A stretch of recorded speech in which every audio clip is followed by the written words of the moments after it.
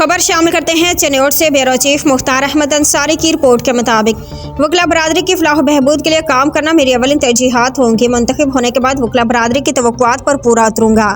इन ख्यालात का इज़हार नस्वाना ग्रुप के नामजद उम्मीदवार बराए general secretary district bar association Chennai Chaudhry Tasadduq Hussain Kohli advocate ने प्रिंट मीडिया क्लब में मीट दी प्रेस में इजहार ख्याल करते हुए किया।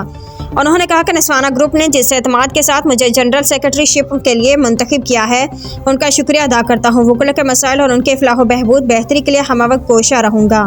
खुसूसन नौजवान वकला की रहनुमाई की जाएगी। वकला ने हमेशा शहरी इलाके मसाइल के हल के लिए भरपूर किरदार अदा किया है। हम भी इस मिशन को जारी रखेंगे।